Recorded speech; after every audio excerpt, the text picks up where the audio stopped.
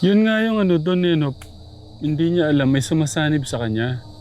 Yun yung kaya kita pala hindi ka mamaya. Kaya kita pigilan. Pag nagwala ka mamaya, yung laking braso nito, hindi ka makakapa. Baka lalo magkapasa-pasa yung katawan ko. Masakit pa Ganyan, katawan. masakit pa rin yung katawan niya. Malalay na.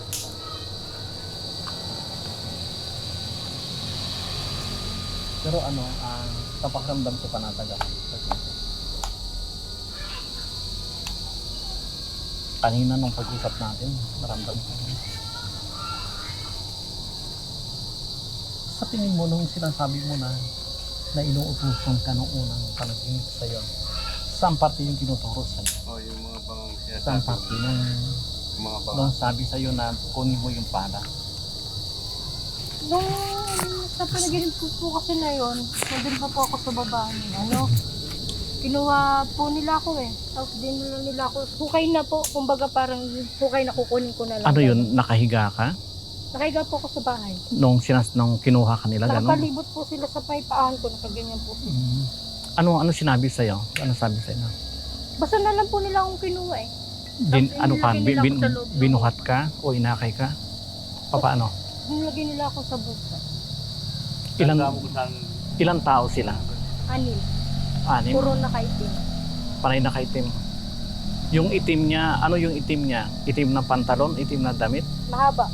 Tapos may takip na gano'n. may takip yung mukha. Ano yung takip niya? Itim din. Itim din po. Wala kang namukhaan sa kanila. Wala po. Pero alam ko po sila lalaki kasi tinanggal nila eh.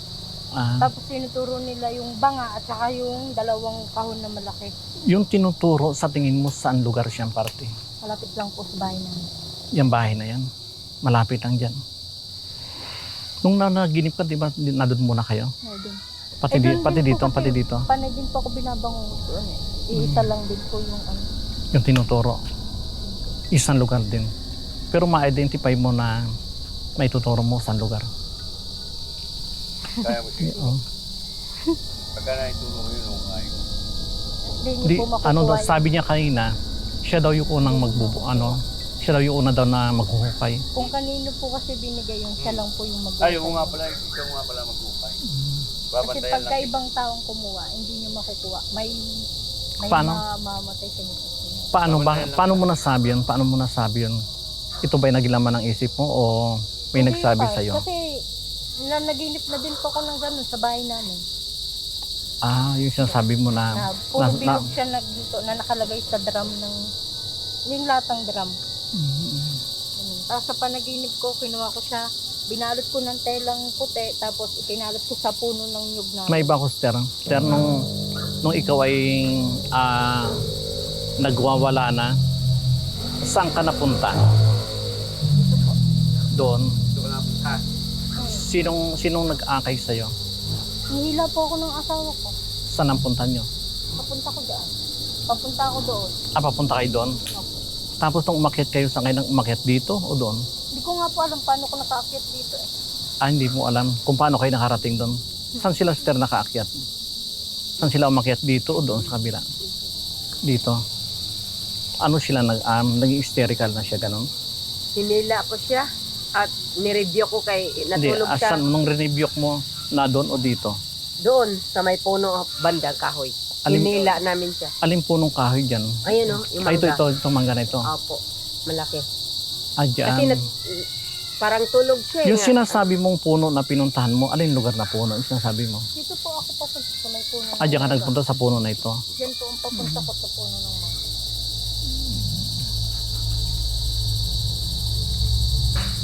Pero okay ka lang ngayon? Okay ka lang?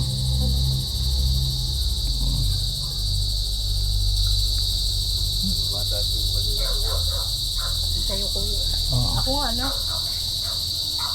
Lalamig na yung kamay ko. Ngayon? Ngayon? Ano mo ba? Ito muna. Sige, dito tayo. Sige. Ito muna tayo dito. Ano po? Okay ka lang?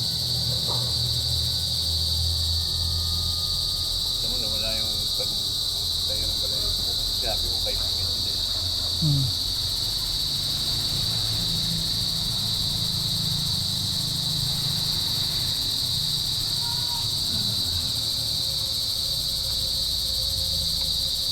Sa tingin niyo po, yung mga ginto po na yun, kaya niyong kunin?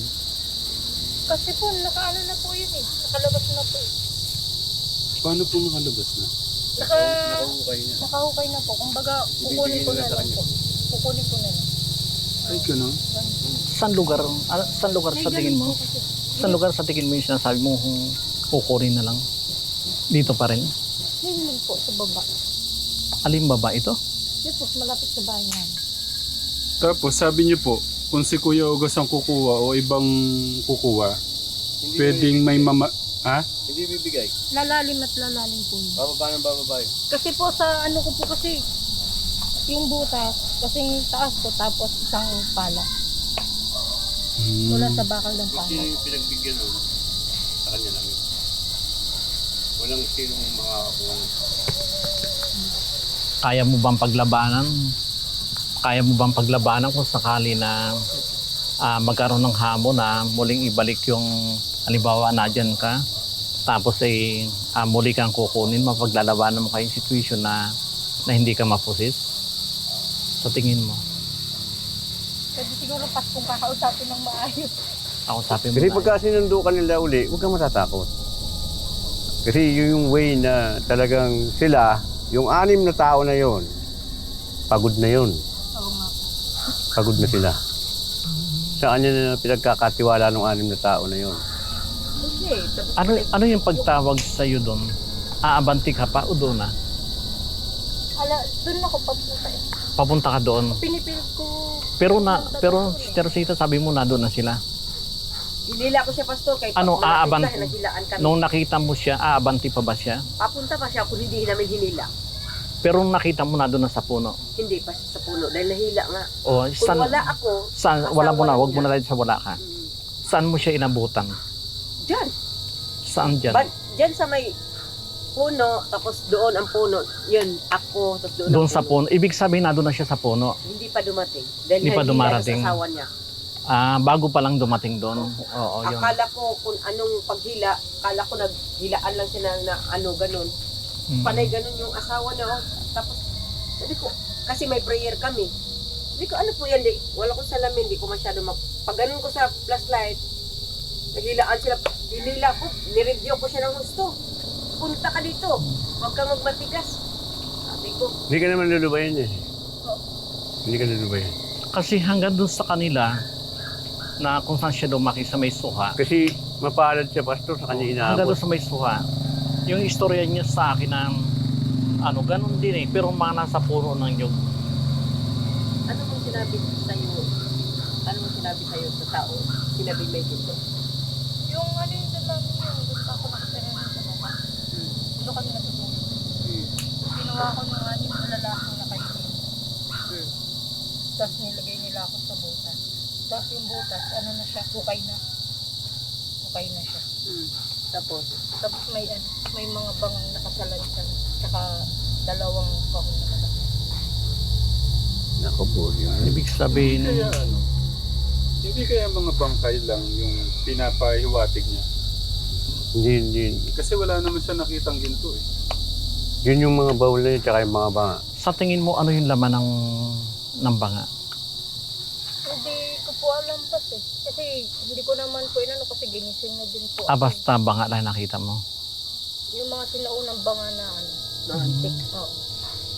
Wala siyang hawakan. Saan Pero banda may ang butas? takip yun. Saan banda? Makinis yun. Makinis nga po. Saan banda ang bukas. butas? Saan banda ang butas nga dinala ka? So ako eh. Ano po ito, Katigram, ang mga spirit na kung ma-encounter mo siya katulad ng encounter Kaya nga, saan namin banda sa yung kanya, butas eh? yung encounter na nangyari sa kanya namin noon, kakaiba na kung paano siya nagpupumiglas na hindi siya mahawakan ng tao halos 2 taon na 3 nga silang humahawak. Ako naman ang paghawak ko lang sa kanya review lang, hindi naman ako naglalakas.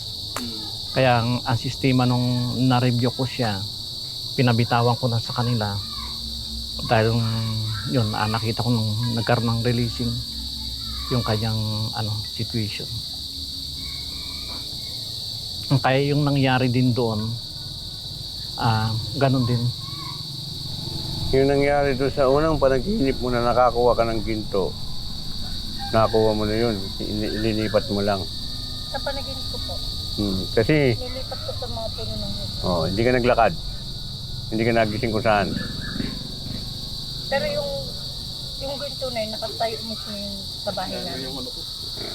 Labot. Oh, Kaso may hindi, ano po, may kapalit. naginip, nalinipat po niya yung ginto. Unang panaginip niyo pala, may ginto. Opo, sa panaginip ko po. Tapos linipat niyo po sila. Nilipat ko po sa puno ng nyug namin. Doon naman yung Nilalagay sa ko suha naman sa yun. telang puti. Sa suha. Pagdating naman nila dito, iba naman yung encounter ng ano pa rin, yung banga naman. Yung mga banga naman. Oo. Yung sinasabi niyang ginto na linipat, doon yung sa suha. Hmm. Kung saan siya doon ka lumaki ba? Doon ka lumaki. Oo. Ano mang ginagawa mo doon sa kahoy? Nung hinila ka namin papunta doon sa mangga, anong gagawin mo? Doon ako mag-i-stay mami sa may puno. Para kasi may nagtatawag sa akin na bilisan mo, dito ka, bilisan mo.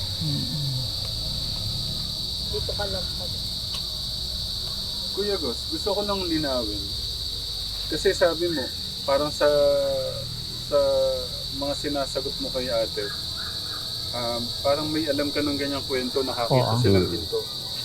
Kasi yung mga espiritu na yung pastor, doon sa sinabi niyang ukay na may banga, may box na malaki. Kumbaga yung 6 na tao na yun yung pinagbantay nila doon eh. Yung mga espiritu na yun eh. Paano Yun mo yung mga nasabi bantay kayo, yun. paano mo nasabi kayo na makinis yung banga? Tapos sinabi naman niyang, makinis nga. Paano mo nasabing makinis? Ibig sabihin, meron kang ganong karanasan? Meron na akong ibang ganun eh. May napanood ka na ng ganon. Hindi naman iba sa akin, kamag-anak ko rin. Ah, Kaya sabi ko nga sa kanya, minsan makikita mo yan, maglalakad ng ating gabi yan.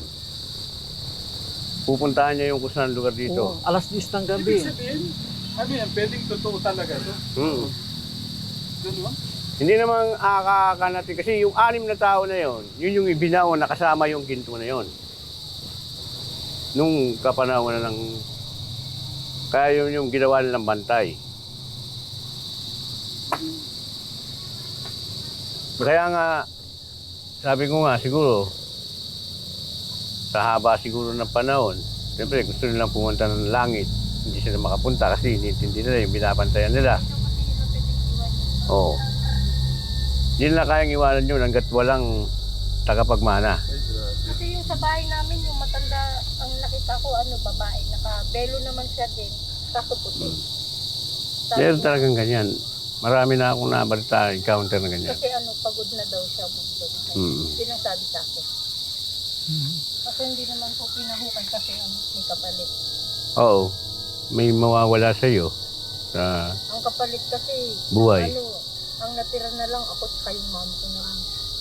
Maaaring Buhay ikaw pa o yung yung mama mama mo. Buhay pa. Buhay pa. Tapos, madami ng tao sa bahay namin, mga naka-vaccinating, mga naka-toxin din. Tapos Teka. may soko, Ah. may mga pulis. Meron kami nabalitaan sis na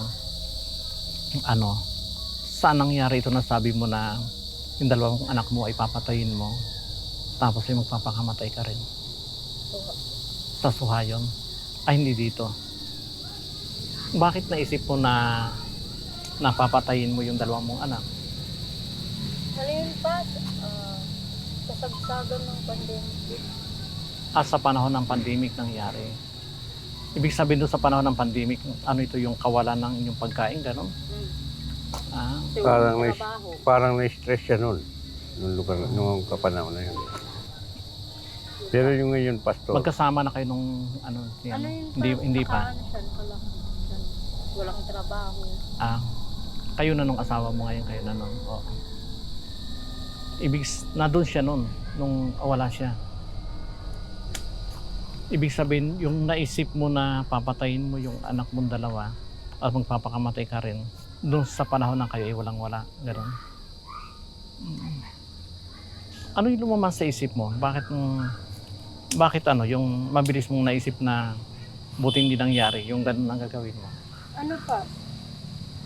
Kumbaga, nung lalo kasi yun, ano eh, yung mga, ang una po kasi pas, yun nga yung tatagay ko yung mga anak ko, tapos magbibigay na lang ako sa may yan, sa may baba na, naisip ko na hindi pala dapat damay yung mga bata. Ano yung walang nag-udyok sa'yo na ano, na walang nag-udyok sa'yo na boses o ano, wala? Basta yun na lang pumasok sa isip mo.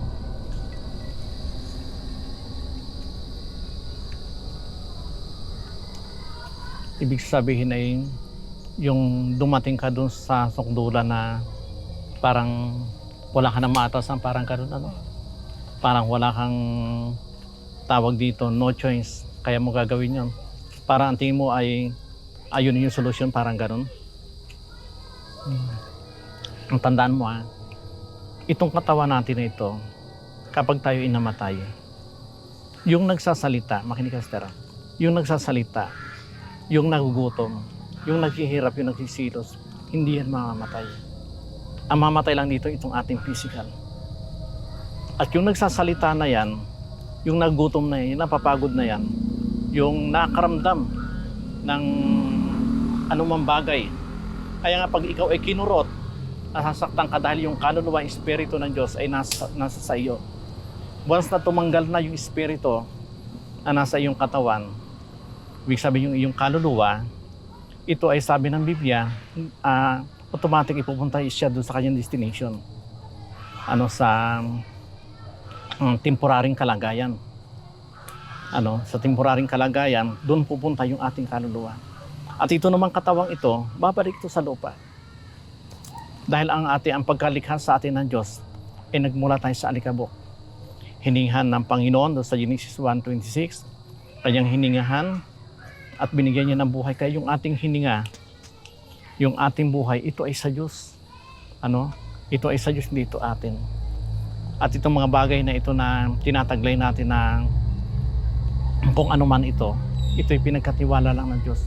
Katulad yan, yung taglay mong katawan, ipinamahala lang sa iyo yan ng Diyos. Darating ang panahon na meron tayong pagsusulit. Lahat ng ating ginawa, tayo lahat ay darating doon sa hukuman ng Diyos. Ngayon sinasabi ng iba, hindi na ako darating doon dahil ako'y patay na. Tandaan natin, ang hindi mamamatay yung nagsasalita, yung nasasaktan, yung nagsisilos, yung nagugutom, hindi yan mamamatay. Ang mamamatay lang yung physical. Babalik yan. At kapag nandun na tayo sa hukuman ng Panginoon, ito yung kinakatakutan natin, kaya inalagaan natin yung ating spiritual life habang tayo nabubuhay. Na wag dumating ang panahon dahil sa tayo ay hindi pinatawad ng Diyos dahil sa ating mga gawa. Katulad sinasabi mo, na papatayin mo yung anak mo, magbibigti ka. Ilalagay tayo doon sa tinatawag na kamatayan.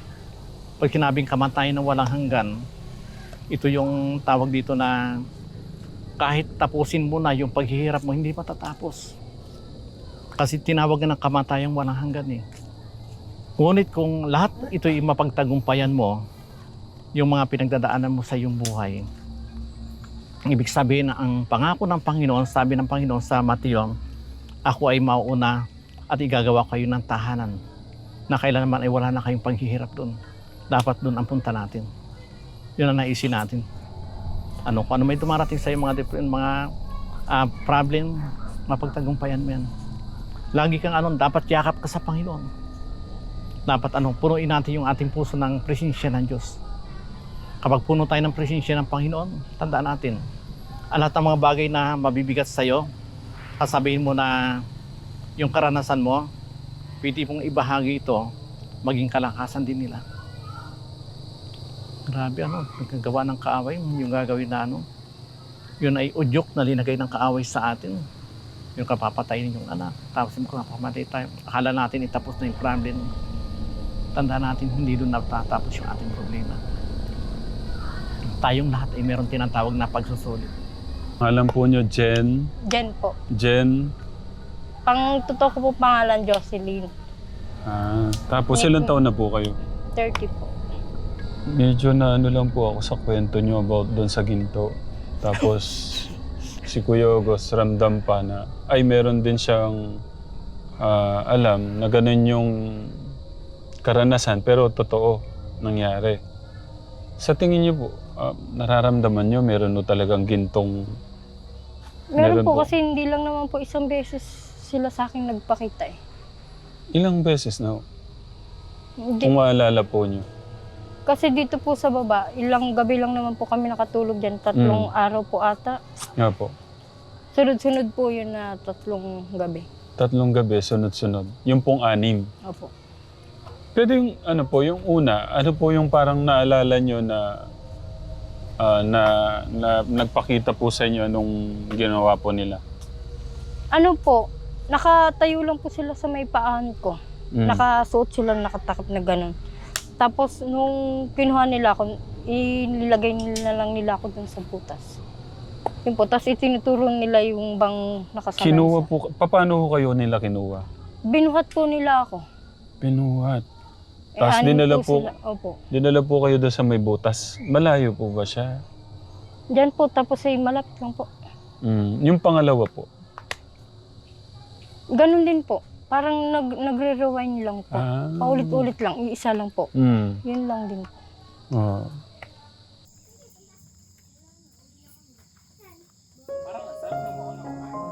Ha?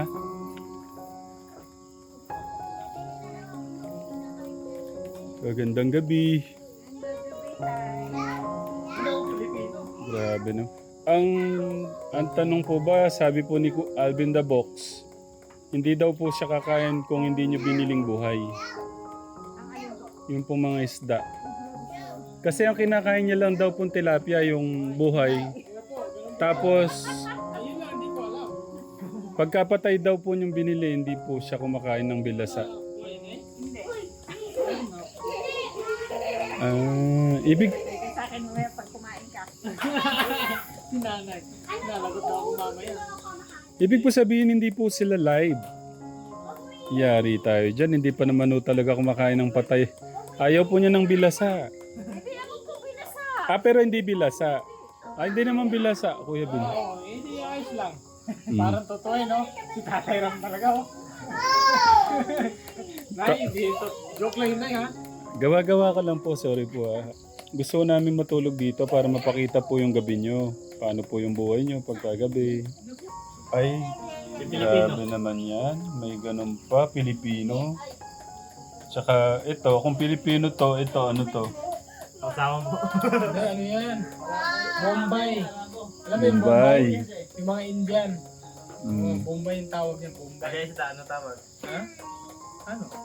Magandang gabi sabihin nyo. Magandang gabi po.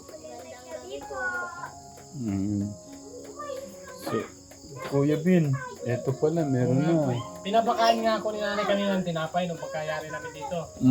Eh, sabi ko, hindi ako kakain ng tinapay na kasi mababawasan yung kain ko sa rice mamaya. Malakas na ba tayo na, boss? Ayan o. Oo. Paano na tayo? Sa Uy, tilapia. gabi ngayon ha, gabi. Okay lang po yun, tay. Ang gali. Basta mga magtunaw yung mga sikmura namin. Kaya hindi kami tumatabang na talaga. Naisan po kayo umiram ng lutuan? Pangyawan. Sa kanila po yan. Ay, thank you po. Thank you. Tapos yung kanin po sa mga kuya. Yun o.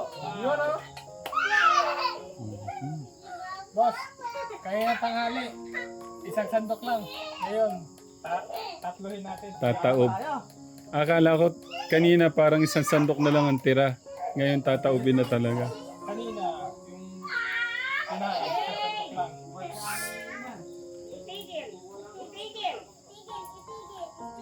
Ayan, galit na si mama nyo. Nako.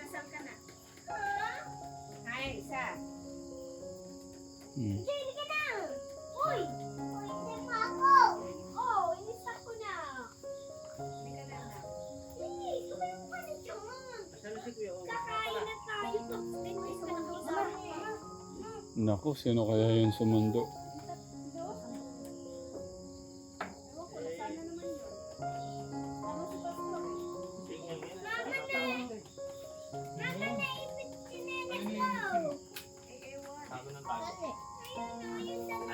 Sabay-sabay na tayo para pag naluto na yung iba. Lalamig nga naman. O sige, mag-pray ka na ate para yung mauna na tayo.